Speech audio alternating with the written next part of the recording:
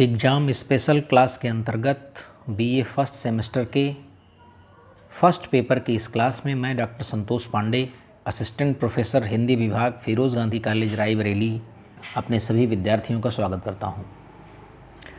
मैं exam special videos के अंतर्गत बीए फर्स्ट सेमेस्टर के फर्स्ट पेपर पर 3 वीडियो बना चुका हूं और वो तीनों आप तक पहुंच चुकी होंगी। आज मैं आपको बीए फर्स्ट सेमेस्टर के फर्स्ट पेपर पर कुछ क्वेश्चंस, कुछ वीडियोस देने चल रहा हूं और उसे रिकॉर्ड करने चल रहा हूं। मैं सबसे पहले आपको ये बता दूं कि हम प्रारंभ में क्या चर्चा करते हैं। हम प्रारंभ में ये चर्चा करते हैं कि हम कौन सा क्वेश्चन देंगे, उस क्वेश्चन को अन्य किन तरीक़ों से पूछा जा सकता है, और फिर बाद में ये बताते हैं कि इसे आप प्रस्तावना और शीर्षक को अलग अलग किस प्रकार से लिखेंगे। ठीक। और अगर यह क्वेश्चन 15 नंबर में आएगा तो आप कैसे लिखेंगे, तो जो मैं लिखा रहा हूँ वो 15 नंबर के हिसाब से लिखा रहा हूँ, 15 अंकों के हिसाब से। अगर यह क्वेश्चन किसी अन्य नंबर में आता है, 10 नंबर में आता है तो आप कैसे लिखेंगे, 5 नंबर में आता है तो आप कैसे लिखेंगे, इस संबंध में हम चर्चा करते हैं अपने क्वेश्चन के अंत में। तो आज हम जिस क्वेश्चन को ले रहे हैं वो हम ले रहे हैं रीतिकाल की प्रवृत्तियाँ। हम रीतिकाल से प्रारंभ कर रहे हैं क्योंकि ये आखिरी है आपके सिलेबस का। प्रारंभ के कुछ चीज़ें आपने पढ़ ली होंगी, तो मैंने सोचा कि इसे मैं अंत से शुरू करता हूँ और उसे फिर प्रारंभ तक मैं ले चलूँगा। ठीक। तो आज जिस सवाल पर हम बात करेंगे, जो हमारा मूल सवाल है, वो है रीतिकाल की प्रवृत्तियाँ। ठीक। अब ये सवाल आपसे अलग अलग तरीके से पूछा जा सकता है। जैसे हो सकता है ये पूछ लें कि रीतिकाल की विशेषताएं बताइए, चाहे पूछिए रीतिकाल की प्रवृत्तियां बताइए, चाहे पूछिए रीतिकाल की विशेषताएं बताइए। दोनों में आपको जो मैं क्वेश्चन यहाँ से दूंगा वो आपको लिखना है। हो सकता है वो ये भी पूछ ले कि रीति का आशय स्पष्ट करते हुए रीति काव्य धारा की सामान्य विशेषताएं बताइए। हैं, रीति का आशय स्पष्ट करते हुए यानी रीति का क्या मतलब है, रीति से आप क्या समझते हैं, पहले इसको बताइए और उसके बाद रीति की सामान्य विशेषताएं बताइए। ऐसे प्रश्न की संभावना ज़्यादा बन सकती है। दूसरा पूछ सकता है कि रीति का आशय स्पष्ट करते हुए रीति काव्य की प्रवृत्तियों पर प्रकाश डालिए। अगला बन सकता है कि रीति का आशय स्पष्ट करते हुए रीति काव्य पर एक निबंध लिखिए, या रीति का आशय स्पष्ट करते हुए रीतिकालीन कवियों की विशेषताएं बताइए। ठीक। या रीति का आशय स्पष्ट करते हुए काव्यांग लक्षण ग्रंथ, रीतिकाल में जो अन्य चीज़ें लिखी गईं उनकी विशेषताओं पर आप प्रकाश डालिए। तो कुल मिलाकर के क्वेश्चन के मोड को आपको समझना है कि हमसे वो क्या पूछ रहा है। क्वेश्चन के मोड को आप समझ करके अगर ये आपके दिमाग में आ रहा है कि रीतिकाल की विशेषताओं के बारे में पूछ रहा है, रीतिकाल की जो प्रवृत्तियाँ हैं उनके बारे में पूछ रहा है, या रीतिकाल में जो कुछ भी लिखा गया वो कैसा लिखा गया, रीतिकाल के दौरान जो कुछ लिखा गया उस समय कविता किस माहौल में चल रही थी, कविता के लिए किस प्रकार का माहौल बना था, ये मूल रूप से ये सवाल आपसे पूछा जाएगा। ठीक। तो हम समझते हैं कि आप ये समझ गए होंगे कि आप इस सवाल को किस तरह से हल करने की कोशिश करेंगे। तो चलिए आप हेडिंग डालेंगे रीतिकाल की प्रवृत्तियाँ या रीतिकाल की विशेषताएं। हेडिंग डालेंगे आप रीतिकाल की प्रवृत्तियाँ या रीतिकाल की विशेषताएं। चलिए हम सबसे पहले प्रस्तावना लिखेंगे। लिखते हैं, आचार्य रामचंद्र शुक्ल ने प्रस्तावना। देखिए, जब भी आप शुरुआत करें प्रस्तावना की, अगर कोई आपके पास बेहतर आलोचक है और उसकी कोई पंक्ति अगर आप लिखते हैं तो ये बहुत अच्छा माना जाता है। तो हम प्रयास करते हैं कि कुछ ऐसी ही पंक्तियों से हम क्वेश्चन की शुरुआत करें। तो वहाँ यहाँ भी मैंने वही किया। आचार्य रामचंद्र शुक्ल ने संवत 1700 से संवत 1900 तक के कालखंड को आचार्य रामचंद्र शुक्ल ने संवत 1700 से संवत 1900 तक के कालखंड को रीतिकाल की संज्ञा प्रदान की है। रीतिकाल की संज्ञा प्रदान की है। उनके अनुसार इस काल में रीति तत्व की प्रधानता उनके अनुसार इस काल में रीति तत्व की प्रधानता को ध्यान में रखते हुए इसका नाम रीतिकाल किया गया। ठीक, क्या किया गया? रीति तत्व की प्रधानता को ध्यान में रखते हुए इसका नाम रीतिकाल किया गया। अब हम यहाँ पर पहले ये समझेंगे कि आखिर ये रीति क्या है और रीतिकाल क्या है। जब तक हम ये नहीं समझेंगे कि आखिर ये रीति और रीतिकाल क्या है, तब तक आपको हमेशा रीतिकाल कंफ्यूज करता रहेगा। तो डिटेल में समझ लीजिए इसको। डिटेल मतलब शॉर्ट में समझेंगे। आपको बस ये समझाना है कि जब भी रीति शब्द आए या रीतिकाल आए तो आपको ये सारी चीज़ें आपके दिमाग में तुरंत आ जाएं कि नहीं नहीं, रीति का मतलब फला होता है जो हमने या सर ने या किसी और ने या कहीं आपने पढ़ा ऐसा। ठीक, तो सबसे पहले हम समझते हैं कि ये है क्या रीतिकाल। देखिए हुआ क्या, रीति का जो सामान्य अर्थ है वो क्या है, पहले आप ये समझ लीजिए। देखो कहते हैं ना लोग कि भाई देखो ऐसा है कि हमारे कुल की ये रीति है ना, हमारे गांव की ये रीति है, हमारे धर्म की ये रीति है। तो इस प्रकार से रीति, रीति माने क्या, यानी ऐसा कोई नियम, ऐसी कोई परंपरा जो बहुत पहले से हमारे कुल धर्म या वंश में चली आ रही है। ठीक, उसे हम क्या कहते हैं, रीति। अब इस रीति शब्द का साहित्य के अंतर्गत जो प्रयोग हुआ वो सबसे पहला प्रयोग किया था संस्कृत काव्य शास्त्र के अंतर्गत। जिन आचार्य ने प्रयोग किया था उन आचार्य का नाम था आचार्य वामन। क्या नाम था? आचार्य वामन। तो आचार्य वामन ने एक संप्रदाय की स्थापना की, एक संप्रदाय का प्रवर्तन किया उन्होंने। उस संप्रदाय का नाम ही रखा रीति संप्रदाय। ठीक, और जब उनसे पूछा गया कि वामन साहब ये बताइए कि क्या है रीति, तो उन्होंने एक सूक्ति दी, एक श्लोक छोटा सा दिया, बहुत छोटा सा सूत्र टाइप का दिया। क्या दिया? उन्होंने कहा विशिष्ट पद रचना रीति ही। विशिष्ट पद रचना रीति ही, यानी रीति क्या है, एक विशेष प्रकार का पद लिखा जाए। विशेष प्रकार का पद, पद ना लिखा जाए, विशेष प्रकार का पद लिखा जाए। स्पेशल काइंड ऑफ पोएट्री लिखी जाए, स्पेशल काइंड ऑफ पोएम्स लिखी जाएं। केवल पोएम्स लिखी जाएंगी तो रीतिकाल के अंतर्गत नहीं आएंगी, वो रीति नहीं कहलाएंगी। लेकिन अगर स्पेशल कर दिया जाए उनमें तो वो जो स्पेशल काइंड ऑफ पोएट्री होगी, स्पेशल काइंड ऑफ पोएम्स होंगी, विशेष प्रकार की जो पद रचना होगी, हम उसे रीति कहते हैं। ठीक, और इस रीति से उनका क्या मतलब था, तो उन्होंने कहा कि विशेषो गुणात्मा। जब ये पूछा गया कि भाई व्हाट इज स्पेशल, आप किस स्पेशल की बात कर रहे हैं, कौन सा स्पेशल पोएम, पोएम तो हम जानते हैं लेकिन स्पेशल पोएम क्या होता है हमको ये बताओ, विशेष पद रचना क्या है। तो उन्होंने विशेष का क्या मतलब बताया, कहा विशेषो गुणात्मा, यानी जो विशेष का मतलब है यानी जहाँ पर ज़्यादा गुण हैं वही विशेष है। विशेषो गुणात्मा, जहाँ पर ज़्यादा गुण हैं वही विशेष है। किसी आदमी के अंदर सामान्य व्यक्ति से ज़्यादा गुण हैं तो विशेष हो जाता है ना। कोई व्यक्ति एकदम सामान्य सा है, उसके अंदर कम गुण हैं तो वो कम विशेष हो जाता है। तो बोले ना ना ना, विशेषो गुणात्मा, यानी विशिष्टता का समावेश गुणों से होता है। गुणों के कारण ही कोई विशेष हो सकता है। तो आचार्य वामन का जो विशेष पद रचना रीति है वो क्या है कि उस कविता में कोई विशेष गुण आ जाएंगे तो वो विशेष कविता हो जाएगी। अब ये गुण क्या हैं, तो बताया गया कि भाई ये ओज, वही ओज है, प्रसाद है, माधुर्य है, कांति है, यही सब गुण हैं। तो कुल मिलाकर के रीति का मतलब क्या हुआ, एक विशेष पद रचना के संदर्भ में आचार्य वामन ने इसे ग्रहण किया था। इसे आप समझ सकते हैं स्टाइल। रीति का मतलब स्टाइल होता है या शैली होता है। इसे हम पद्धति भी कहते हैं, आप इसे मार्ग भी कह सकते हैं इस रीति का। लेकिन अब यहाँ पर एक चीज़ हमें समझना होगा कि संस्कृत में जो रीति शब्द का प्रयोग किया आचार्य वामन ने, उससे हिंदी में जो रीति हम पढ़ रहे हैं, रीतिकाल पढ़ रहे हैं, उस अर्थ में यहाँ पर ये रीति प्रयोग नहीं हुआ है।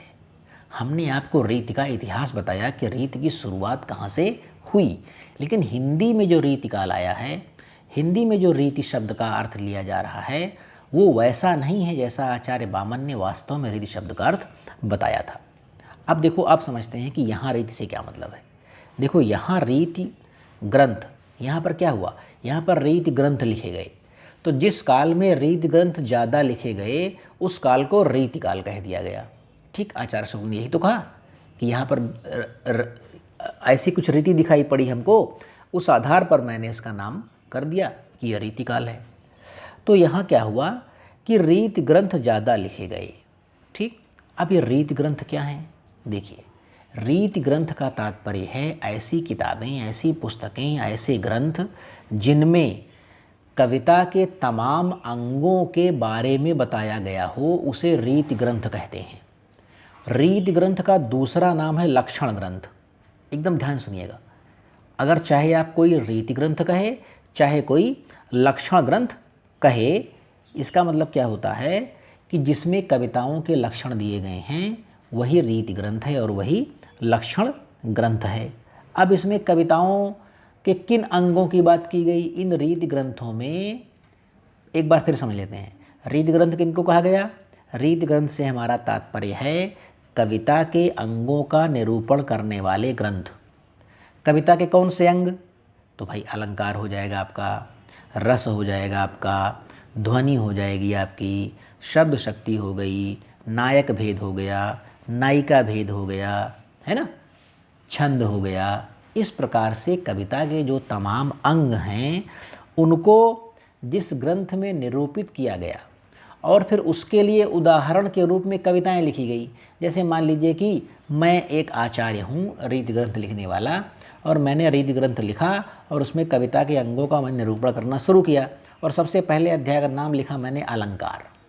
अब मैं अलंकार के बारे में बताऊंगा कि अलंकार क्या होता है, कैसे होता है। जैसे मान लीजिए मैंने बताया अनुप्रास अलंकार, फिर अनुप्रास अलंकार की मैंने परिभाषा दी। ठीक, और परिभाषा देने के बाद उसके उदाहरण देने का नंबर आया तो मैंने खुद उदाहरण बना दिए उसकी, मैंने खुद कविता कर दी, मैंने कहीं से ली नहीं बनी बनाई, मैंने खुद कविता कर दी।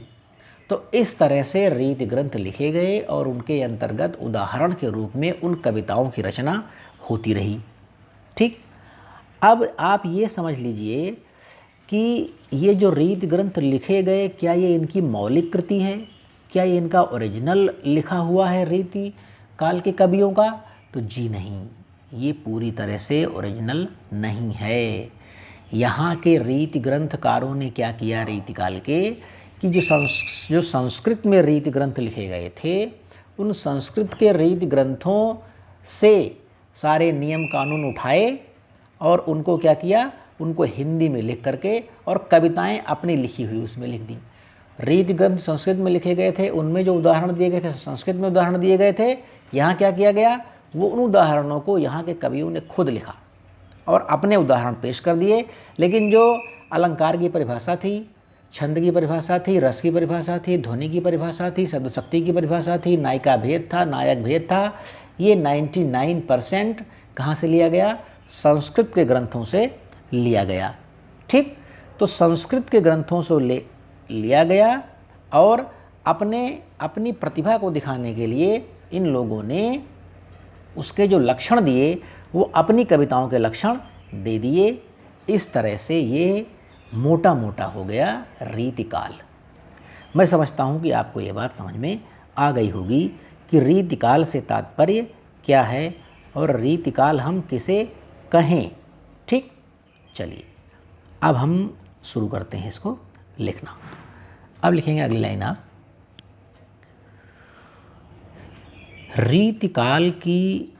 रीतिकालीन काव्य की रचना सामंती छत्र छाया में हुई। रीतिकाल की रचना सामंती छत्र छाया में हुई।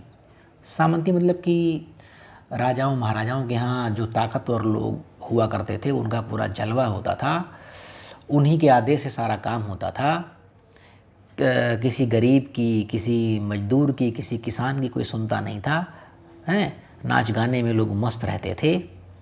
इसको बोलते हैं सामंती परिवेश या सामंती छत्र छाया।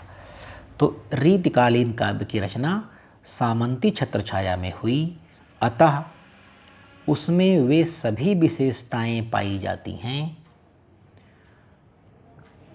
अतः उसमें वे सभी विशेषताएं पाई जाती हैं जो दरबारी काव्य में होनी चाहिए। दरबारी काव्य मतलब क्या? राजा महाराजा का दरबार लगा है और उस दरबार की जो विशेषताएं होती हैं, उस दरबार की जो टेंडेंसी होती है, उस दरबार की जो प्रवृत्ति होती है, वो दरबार चाहता क्या है? तो जो वो दरबार चाहता है वही रीतिकाल के कवियों ने भी चाहा। ठीक, सभी विशेषताएं पाई जाती हैं जो दरबारी काव्य में होनी चाहिए।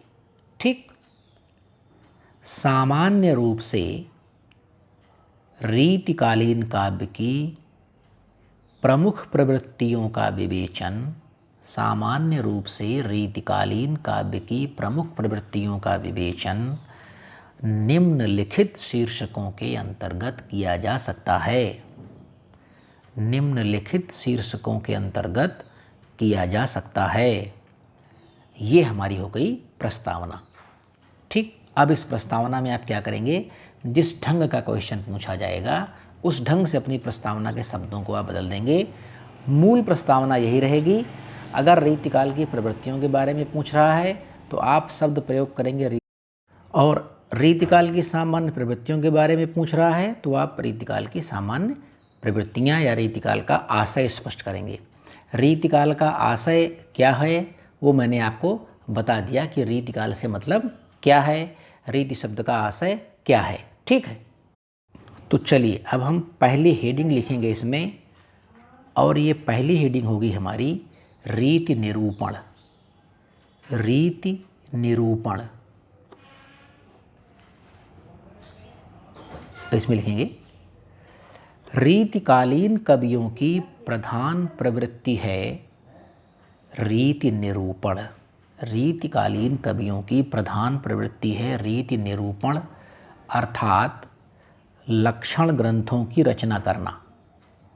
अर्थात लक्षण ग्रंथों की रचना करना। सामान्य पाठकों को काव्य शास्त्र की जानकारी कराना। सामान्य पाठकों को काव्य शास्त्र की जानकारी कराना। काव्य शास्त्र का मतलब क्या हुआ? वो शास्त्र जो कविता के बारे में, उसके नियम कानून के बारे में बात करता हो, उसे कहते हैं काव्य शास्त्र। ठीक, तो सामान्य पाठकों को काव्य शास्त्र की जानकारी कराना ही इन ग्रंथों के रचयिताओं का उद्देश्य रहा है। इन ग्रंथों के रचयिताओं का उद्देश्य रहा है। एक लाइन छोड़ करके आप लिखेंगे कुछ प्रमुख रीति ग्रंथ इस प्रकार से हैं। कुछ प्रमुख रीति ग्रंथ इस प्रकार से हैं। अब एक तरफ आप लिखेंगे, बाईं तरफ लिखेंगे कवि का नाम और दाहिनी तरफ लिखेंगे रीति ग्रंथ का नाम। ठीक, हमको यहाँ बताना है 4-5 ग्रंथों के नाम। तो बाईं तरफ लिखेंगे कवि का नाम, हेडिंग डालेंगे कवि का नाम, और दाहिनी तरफ हेडिंग डाल देंगे आप रीति ग्रंथ का नाम। कवि के नाम में सबसे पहला नाम लिखेंगे आचार्य केशवदास। आचार्य केशवदास। रीति ग्रंथ में लिखेंगे कवि प्रिया। कवि प्रिया। सेकंड लिखेंगे आप कवि के नाम में आचार्य चिंतामणि। आचार्य चिंतामणि। रीति ग्रंथ में लिखेंगे कवि कुल कल्पतरु। कवि कुल कल्पतरु। और श्रृंगार मंजरी, 2 ग्रंथ हैं इनके, श्रृंगार मंजरी। तीसरे कवि का नाम लिखेंगे आप मतिराम। मतिराम। ग्रंथ का नाम है ललित ललाम।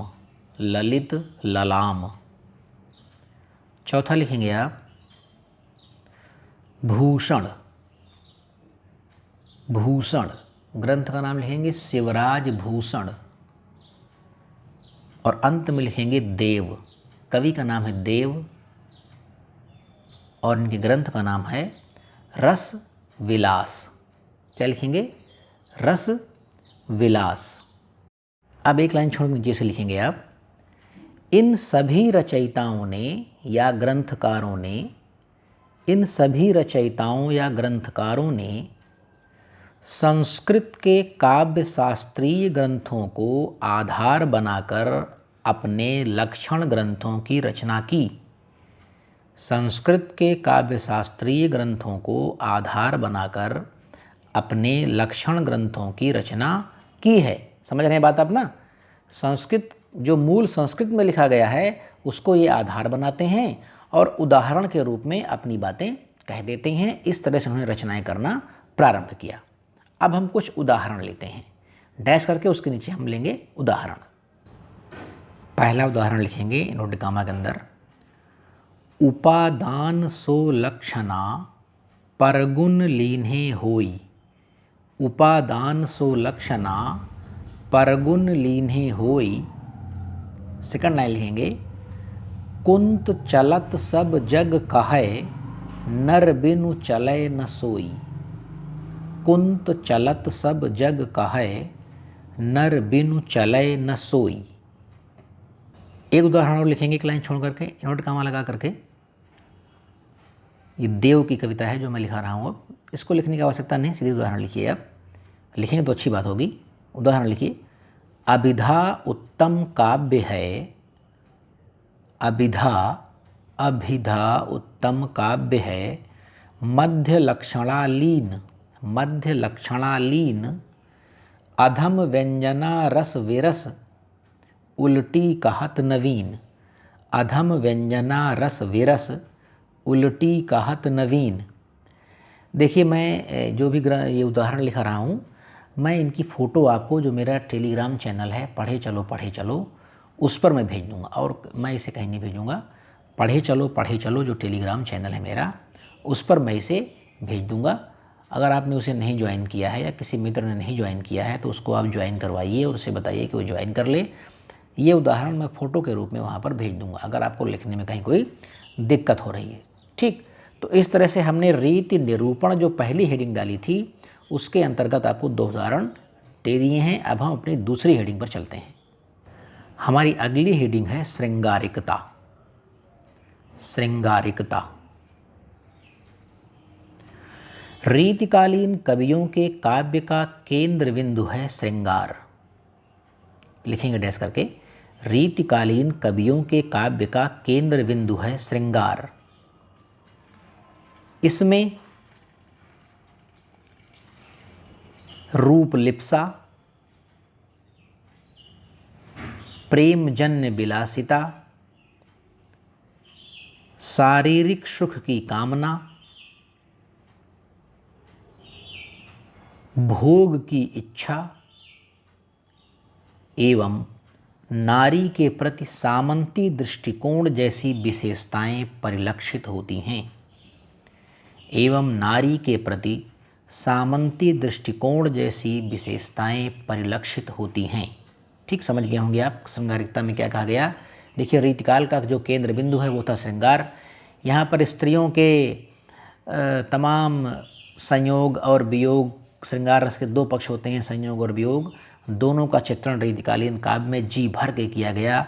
और संयोग चित्रण में तो कहीं कहीं अश्लीलता का भी समावेश इन कविताओं में हुआ है।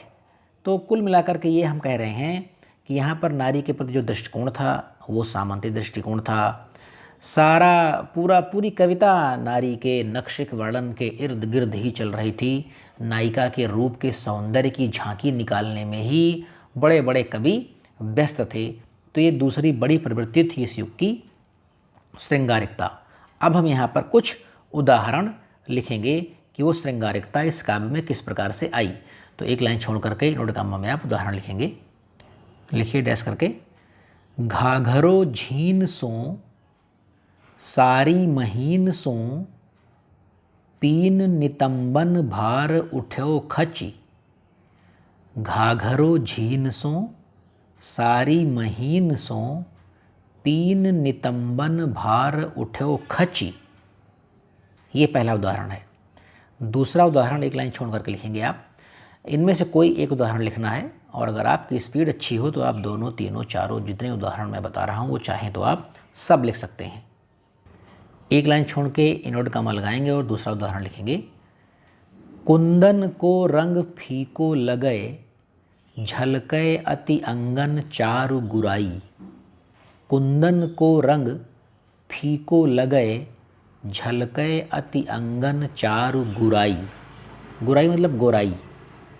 तो इस तरह से हमारी ये हेडिंग समाप्त होती है। अब हम अपनी अगली हेडिंग पर चलते हैं और वो हमारी अगली हेडिंग है, ना ना ना ना एक मिनट, इसमें आप एक डॉक्टर नगेंद्र का अगर एक आप सेंटेंस डाल देंगे तो ये क्वेश्चन बड़ा बेहतर हो जाएगा।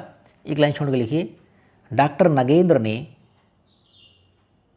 रीतिकालीन काव्य में श्रृंगार की प्रधानता पर टिप्पणी देते हुए कहा है कि डॉक्टर नगेंद्र ने रीतिकालीन काव्य में श्रृंगार की प्रधानता पर टिप्पणी की है कि डैश करके इन्वर्टेड कॉमा के अंदर लिखेंगे, सांचा चाहे जैसा भी रहा हो इसमें ढली श्रृंगारिकता ही। सांचा चाहे जैसा भी रहा हो इसमें ढली श्रृंगारिकता ही। इन्वर्टेड कॉमा क्लोज करके फुल स्टॉप लगा देंगे। कहने का मतलब डॉक्टर नगेंद्र क्या कह रहे हैं, वो कह रहे हैं कि किसी भी कवि का सांचा कैसा भी रहा हो, उसने कुछ भी बनाना चाहा हो, लेकिन ढल उसमें क्या गया, श्रृंगारिकता ही उसमें ढल गई। तो चलिए अगली हेडिंग पर चलते हैं हम। अगली हेडिंग है हमारी अलंकारिकता। अलंकारिकता, चलिए आगे लिखेंगे, दरबारी काव्य होने के कारण रीतिकालीन काव्य में अलंकरण की प्रधानता है।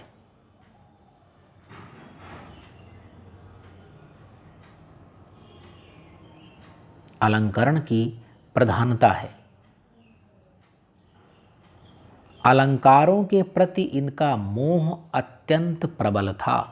अलंकारों के प्रति इनका मोह अत्यंत प्रबल था। वास्तव में रीतिकाल के सभी ग्रंथकार आचार्य केशव की निम्नलिखित उक्ति के प्रबल पक्षधर दिखाई पड़ते हैं। आचार्य केशव की निम्नलिखित उक्ति के प्रबल पक्षधर दिखाई पड़ते हैं। डैश करके उदाहरण लिखेंगे, यद्यपि सुजात सुलक्षणी, यद्यपि सुजात सुलक्षणी, सुवरन सरस सुवृत्त, यद्यपि सुजाति सुलक्षणी, सुवरन सरस सुवृत्त, भूषण बिनु न बिराजई, कविता बनिता मित्र। भूषण बिन न बिराजई, कविता बनिता मित्र। यानी जो कविता है वो बिना अलंकारों के सज नहीं सकती। आचार्य केशव ये कह रहे हैं और आचार्य केशव की कही इस बात को ही लोगों ने जी भर के प्रयोग किया और जानबूझ के अलंकार ठूस ठूस करके उसमें से उदाहरण भर दिए। ठीक, एक लाइन छोड़ करके आप लिखेंगे, इस संबंध में बिहारी की अलंकार प्रियता रीतिकाल में अत्यंत प्रसिद्ध रही है। रीतिकाल में अत्यंत प्रसिद्ध रही है। उत्प्रेक्षा अलंकार का एक उदाहरण द्रष्टव्य है। उत्प्रेक्षा अलंकार का एक उदाहरण द्रष्टव्य है। और ये उदाहरण आप सबको लगभग याद होना चाहिए, ये आपने कई बार पढ़ा होगा जो मैं लिखाने चल रहा हूँ। लिखिए इसको, डैश करेंगे, इन्वर्टेड कॉमा में लिखेंगे लाइन छोड़ करके, सोहत ओढ़े पीतपट श्याम सलोने गात। सोहत ओढ़े पीतपट श्याम सलोने गात, मनहु नील मनि शैल पर आतप पर्यो प्रभात। मनहु नील मनि शैल पर आतप पर्यो प्रभात। ठीक, अगली हेडिंग की ओर चलते हैं हम और हम हेडिंग डालेंगे आश्रयदाताओं की प्रशंसा। आश्रयदाताओं की प्रशंसा। डैश करके लिखेंगे, रीतिकाल के प्रायः सभी कवि विभिन्न राज दरबारों के आश्रित कवि थे। विभिन्न राज दरबारों के आश्रित कवि थे, वो चाहे बिहारी हों, देव, भूषण, केशव या मतीराम हों। तो यह स्वाभाविक सी बात है कि उन्होंने अपनी कविताओं में अपनी कविताओं में अपने आश्रयदाताओं की प्रशंसा की है।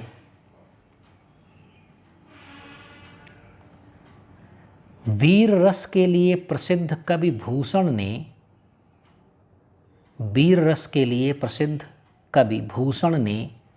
शिवाजी की प्रशंसा में शिवराज भूषण को आप अंडरलाइन कर देंगे। शिवा बामनी, इसको भी आप अंडरलाइन कर देंगे। यानी भूषण ने शिवाजी की प्रशंसा में 2 ग्रंथ लिखे थे, शिवराज भूषण और शिवा बामनी, इन दोनों को आप अंडरलाइन कर देंगे। तथा छत्रसाल बुंदेला की प्रशंसा में छत्रसाल दशक की रचना की। छत्रसाल बुंदेला की महाराज थे, राजा थे ये छत्रसाल जी। छत्रसाल बुंदेला की प्रशंसा में छत्रसाल दशक की रचना की। छत्रसाल दशक को भी आप अंडरलाइन कर देंगे।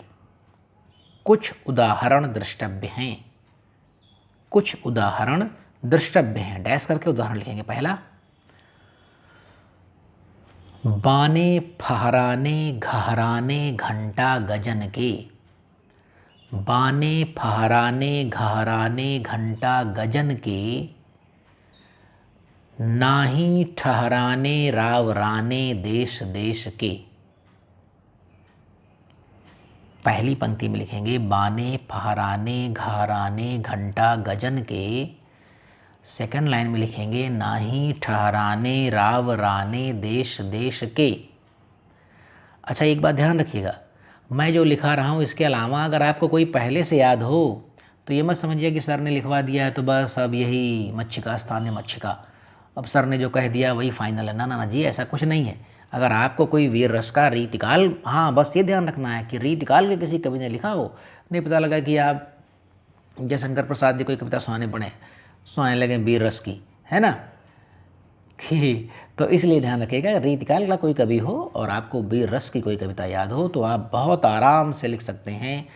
जैसे शिवराज भूषण की तमाम कविताएं वीर रस की आपको शायद याद होंगी कि इंद्रजिम जंभ पर बाणव सुवंभ पर रावण सदंभ पर रघुकुल राज हैं, पवन बारी बाह पर शंभु रतिनाह पर ज्यों सहस्त्र बाहु पर राम द्विजराज हैं, दावा द्रुमदंड पर चीता मृगझुंड पर भूषण वितुंड पर जैसे मृगराज हैं, तेजतम अंश पर कान्ह जिमि कंस पर त्यों मलेक्ष वंश पर शेर शिवराज हैं। तो ये कविता बड़ी प्रसिद्ध है भूषण जी की, जिन्होंने शिवाजी की प्रशंसा में लिखी थी। या एक बहुत प्रसिद्ध आपने पढ़ा होगा, आपने कक्षा 8, 9, 10 में कहीं ना कहीं जरूर पढ़ा होगा कि साज चतुरंग वीर रंग में तुरंग चढ़ सरजा, शिवाजी जंग जीतन चलत हैं, अभूषण भनत नाद बिहद नगारन के, नदी नद मद गैबरन के रलत हैं, ऐल फैल खैल मैल खलक में गैल गैल गजन की ठेल पेल सैल उसलत हैं, और तारा सो तरनि धूरी धारा में लगत जिमी, धारा पर पारा पारा वार यूं हलत हैं। तो इस प्रकार की तमाम कविताएं आपको याद होंगी, वरना वो तो आपको ज़रूर याद होगी। वो कविता क्या है कि निकसत म्यान ते मयूखें प्रलय भानु कैसी, फारें तम तूम से गयंदन के जाल को, लागत लपत कंठ बैरिन के नागिन सी, मुद्न रुद्र रिधावें दे दे मुंडन के माल को, और लाल छत्रपाल क्षतिशाल महाबाहुबली, कहाँ लो बखान करो तेरी तलवार को, प्रतिभट कटक कटीले केति काटि काटि कालिका सी, किलक कलेऊ देति काल को। तो इस प्रकार से तमाम कविताएं होंगी जो आपको शायद याद हों, तो आप उनके उदाहरण बहुत आसानी से यहाँ पर लिख सकते हैं। मैं प्रयास करता हूँ कि वही उदाहरण लिखाऊँ जो आपको आसानी से याद हो सके। एक उदाहरण और आप लिखेंगे फिर से भूषण का, और भूषण का एक और बहुत प्रसिद्ध छंद है, आपने नीचे पढ़ा होगा जरूर 8, 9, 10, 11 में कहीं ना कहीं कि ऊंचे घोर मंदिर के अंदर रहन वाली ऊंचे घोर मंदिर के अंदर रहाती हैं। कंदमूल भोग करें, कंदमूल भोग करें, 3 बेर खाती सो तो 3 बेर खाती हैं। भूषण शिथिल अंग, भूषण शिथिल अंग, बिजन डुलाती तेवे बिजन डुलाती हैं। भूषण भनत शिवराज वीर तेरे त्रास, नगन जड़ाती तेवे नगन जड़ाती हैं। तो इस तरह से आप चलिए इसी की लिख लेते हैं एक कविता। लिखिए उदाहरण में, दूसरा उदाहरण, भूषण भनत शिवराज वीर तेरे त्रास, भूषण भनत शिवराज वीर तेरे त्रास, नगन जड़ाती तेवे नगन जड़ाती हैं। तो इस प्रकार से हमारी ये हेडिंग समाप्त होती है। हम अब अपनी अगली हेडिंग की तरफ चलेंगे। ये थी हेडिंग हमारी आश्रयदाताओं की प्रशंसा। अब हम चलेंगे बहुज्ञता एवं चमत्कार प्रदर्शन। हेडिंग डालेंगे बहुज्ञता एवं चमत्कार प्रदर्शन, बहुज्ञता एवं चमत्कार प्रदर्शन। चलिए लिखेंगे, रीतिकालीन काव्य में बहुज्ञता का प्रदर्शन करने के साथ ही साथ चमत्कार प्रदर्शन की भी प्रवृत्ति खूब पाई जाती है।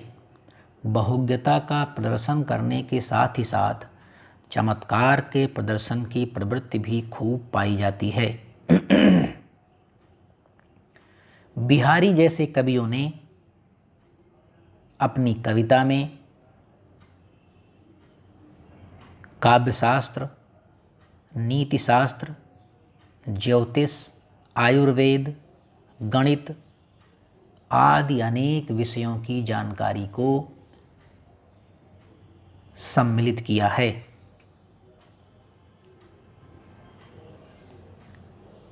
उदाहरण द्रष्टव्य है, उदाहरण द्रष्टव्य है। उदाहरण लिखेंगे, सनिकज्जल चख झख लगन, सनिकज्जल चख झख लगन, उपज्यो सुदिन स्नेह, उपज्यो सुदिन स्नेह। सेकंड लाइन, क्यों न नृपति होए भोग वय, क्यों न नृपति होए भोग वय, लहि सुदेश सब देह।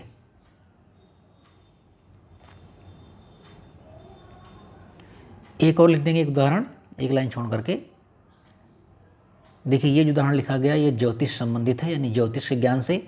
अब जो मैं उदाहरण लिखा रहा हूँ वो पौराणिक ज्ञान से संबंधित है, तो लिखिए उसको। एक लाइन का है, छोटा है, इसको आप याद करने में आसान होगा इसलिए लिखा रहा हूँ। उदाहरण लिखेंगे नोट कामा के अंदर, मनु शशि शेखर की अकस, मनु शशि शेखर की अकस, किय शेखर सतचंद, किय शेखर सतचंद। ठीक, तो इस प्रकार से हमारी ये हेडिंग समाप्त होती है। हम अगली हेडिंग पर चलेंगे और वो हेडिंग लिखेंगे आप भक्ति एवं नीति। ये हमारी 6वीं हेडिंग है, भक्ति एवं नीति।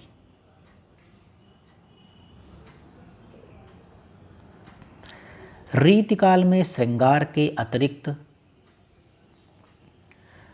भक्ति एवं नीति संबंधी तमाम उक्तियां उपलब्ध हो जाती हैं, तमाम उक्तियां उपलब्ध हो जाती हैं।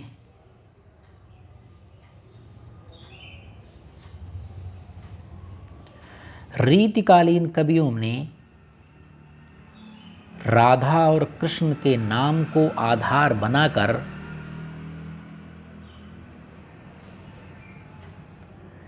भक्ति एवं नीति के विषय में जो कविताएं लिखीं उनमें भी, भक्ति एवं नीति के संबंध में जो कविताएं लिखीं उनमें भी श्रृंगार भावना ही प्रमुख है।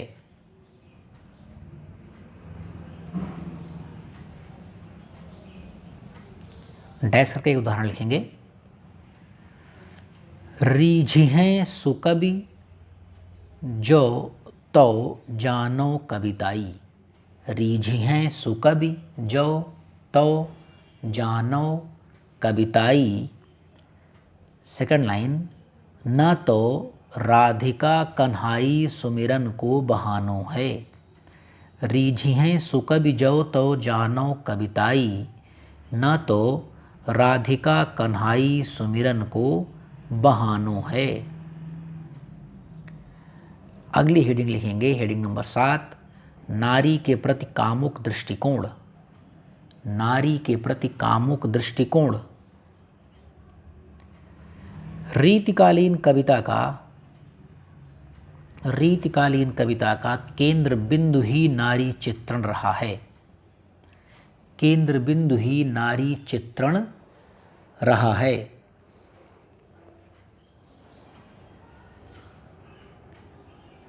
इस काल के प्रायः सभी कवियों ने नायिका के नखशिख वर्णन में अपनी रुचि अधिक दिखाई। नायिका के नखशिख वर्णन में अपनी रुचि अधिक दिखाई। इसी नाते नारी को कामुक दृष्टि से देखा गया। इसी नाते नारी को कामुक दृष्टि से देखा गया। कुछ उदाहरण द्रष्टव्य हैं। कुछ उदाहरण द्रष्टव्य हैं। अब एक लाइन छोड़ करके इन्होंने कमा लगा करके उदाहरण लिखेंगे। अधर मधुरता कठिनता कुछ। अधर मधुरता कठिनता कुछ। तीक्ष्णता त्योर। तीक्ष्णता त्योर। सेकंड लाइन, रस कवित्त परिपक्वता जाने रसिक न और। रस कवित्त परिपक्वता जाने रसिक न और। एक उदाहरण लिख देंगे, एक लाइन छोड़ करके नोट काम के अंदर। को बिनु मोल बिकात नहीं। को बिनु मोल बिकात नहीं। मतिराम लहै मुस्कान मिठाई। मतिराम लहै मुस्कान मिठाई। अब हम अगली हेडिंग पर चलेंगे। हमारी 8वीं हेडिंग होगी प्रकृति चित्रण। प्रकृति चित्रण। रीति कवियों ने प्रकृति का चित्रण आलंबन रूप में कम ही किया है, उद्दीपन रूप में अधिक किया है। आलंबन रूप में कम ही किया है, उद्दीपन रूप में अधिक किया है। उद्दीपन का मतलब क्या हुआ? जो आपको उत्तेजना दे, जो आपको जोश भरे आपके अंदर, उस रूप में प्रकृति का चित्रण ज़्यादा किया गया है। हैं? नायक नायिका की मानसिक दशा के अनुकूल। नायक नायिका की मानसिक दशा के अनुकूल प्रकृति चित्रित की गई है। नायक नायिका की मानसिक दशा के अनुकूल प्रकृति चित्रित की गई है। कहने का मतलब यह हुआ कि अगर नायक दुखी है तो प्रकृति दुखी है, नायिका दुखी तो प्रकृति दुखी, नायक सुखी नायिका सुखी तो प्रकृति भी सुखी। यानी नायक और नायिका की जो मानसिक दशा है उस आधार पर प्रकृति का चित्रण किया गया है। ठीक, इस युग में प्रकृति चित्रण के लिए सेनापति सर्वाधिक प्रसिद्ध कवि माने जाते हैं। इस युग में प्रकृति चित्रण के लिए सेनापति सर्वाधिक प्रसिद्ध कवि माने जाते हैं। डैश करेंगे, उदाहरण लिखेंगे, इनोड कामा के अंदर लिखेंगे। सेनापति उनये नए जलद सावन के। सेनापति उनये नए जलद सावन के। सेकंड लाइन, चारिहूँ दिसान घुमरत भरे तोय कै। चारिहूँ दिसान घुमरत भरे तोय कै। अगली हेडिंग डालेंगे हम। हमारी अगली हेडिंग होगी 9वीं संकुचित जीवन दृष्टि, संकुचित जीवन दृष्टि। इसमें लिखेंगे रीतिकाल के बहुत कम कवियों ने, रीतिकाल के बहुत ही कम कवियों ने किसी महान उद्देश्य की प्राप्ति के लिए काव्य रचना की, क्योंकि उनका मन श्रृंगार में, आश्रयदाताओं की प्रशंसा में और नारी के नखशिख वर्णन में अधिक रम रहा था, नारी के नखशिख वर्णन में अधिक रम रहा था। इसीलिए जीवन के प्रति जिस व्यापक दृष्टिकोण की आवश्यकता थी, व्यापक दृष्टिकोण की आवश्यकता थी, उसका नितांत अभाव पाया जाता है, उसका इस काल की कविता में नितांत अभाव पाया जाता है, उसका इस काल की कविता में नितांत अभाव पाया जाता है। उदाहरण लिखेंगे डैश करके, नीचे नोट कॉमा लगा करके, एक लाइन छोड़ करके। डेल सो बनाए आय मेलत सभा के बीच, डेल सो बनाए आय मेलत सभा के बीच। सेकंड लाइन, लोगन कबित की बो खेल करी जानो है, लोगन कबित की बो खेल करी जानो है। चलिए अब हम नेक्स्ट हेडिंग लिखेंगे, हेडिंग नंबर 10, मुक्तक काव्य की रचना, मुक्तक काव्य की रचना। हालांकि रीतिकाल में कुछ प्रबंध काव्य भी लिखे गए हैं, हालांकि रीतिकाल में कुछ प्रबंध काव्य भी लिखे गए हैं, लेकिन सभी रीति कवियों ने मुक्तक काव्य की रचना की ओर अपनी रुचि अधिक प्रदर्शित की, अपनी रुचि अधिक प्रदर्शित की, क्योंकि तत्कालीन दरबारी वातावरण में मुक्तक रचना ही सर्वश्रेष्ठ मानी जाती थी। बड़ी और लंबी रचनाओं को सुनने के लिए समय ही किसके पास था, समय ही किसके पास था। इसीलिए यदि हम बिहारी को देखें तो रीतिकाल में, यदि हम बिहारी को देखें तो रीतिकाल में उनकी कविताएं मुक्तक काव्य परंपरा में सर्वश्रेष्ठ कविताएं साबित होती हैं, मुक्तक काव्य परंपरा में सर्वश्रेष्ठ कविताएं साबित होती हैं। अब डैश करके आप बिहारी का कोई भी एक दोहा लिख दीजिएगा। मैं यहाँ कोई उदाहरण नहीं बता रहा हूँ, चलिए अच्छा उदाहरण बता दे रहा हूँ मैं कोई एक, लेकिन जो भी बिहारी का दोहा आपको याद हो उसे आप लिख दीजिएगा। चलिए मैं जो उदाहरण लिख दीजिए वो डैश करके एक लाइन छोड़िए, नोट कॉमा लगाइए, उदाहरण लिखिए कि मेरी भव बाधा हरो राधा नागर सोए, जातन की झाई परय श्याम हरिद्युति होय। मेरी भव बाधा हरो राधा नागर सोए, जातन की झाई परय श्याम हरित दुति होय। ठीक, अब हम लिखेंगे यहाँ पर अपनी अंतिम हेडिंग, ब्रज भाषा का प्रयोग, ब्रज भाषा का प्रयोग। लिखिए, भक्ति काल में ब्रज भाषा का सर्वाधिक प्रयोग कृष्ण काव्य के लिए हुआ।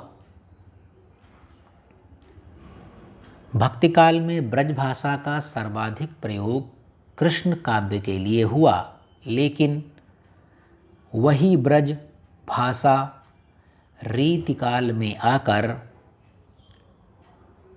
पूरी तरह से काव्य भाषा के रूप में प्रतिष्ठित हो गई। पूरी तरह से काव्य भाषा के रूप में प्रतिष्ठित हो गई और लगभग 200 वर्षों तक इसने अपना राज्य किया। और लगभग 200 वर्षों तक इसने अपना राज्य किया।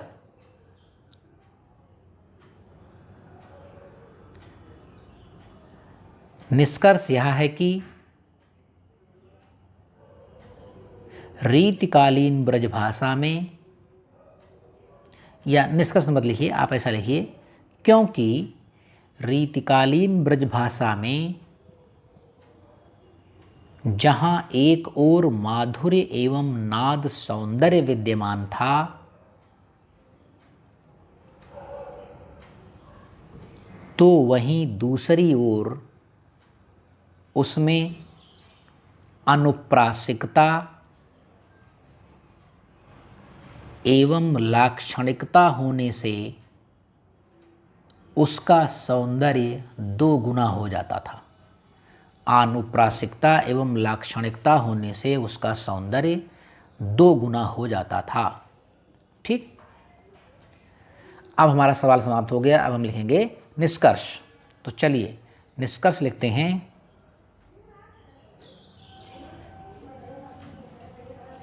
निष्कर्ष में हम क्या लिखेंगे? चलिए अब निष्कर्ष लिखते हैं। लिखेंगे आप, उपर्युक्त विवेचन से स्पष्ट है कि रीतिकाल में दरबारी संस्कृति एवं सामंती परिवेश का प्रभाव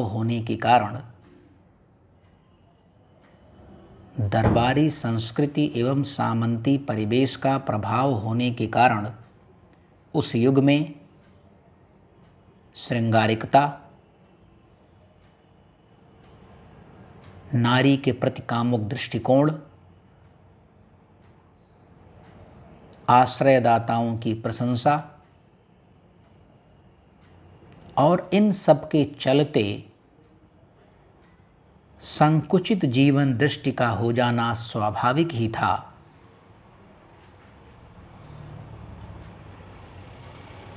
जो हमने अपने उपर्युक्त विवेचन में साफ साफ दर्शाया है। बस इस प्रकार से आपका यह निष्कर्ष यहाँ पर समाप्त होता है।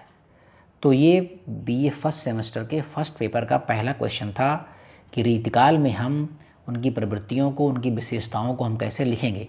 देखिए वीडियो लंबी हो गई, 54-55 मिनट की वीडियो हो गई। ये लंबी क्यों हो रही? क्योंकि हम आपको समझाने का प्रयास कर रहे हैं बीच बीच में। उदाहरण हमने कहीं कहीं 2-2, 3-3 दिए होंगे। अगर ये क्वेश्चन आपको लगे कि ये लंबा हो रहा है, हम इसे 27 से 28 मिनट में नहीं लिख पाएंगे, तो मैं बता रहा हूँ कि इसे आप क्या करेंगे, जहाँ उदाहरण 2 हैं वहाँ उदाहरण 1 कर देंगे।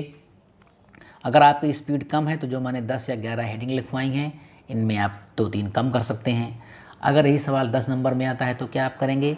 10 नंबर में आता है तो इसकी हेडिंग ठीक 10 है तो 6 कर दीजिएगा, 7 कर दीजिएगा।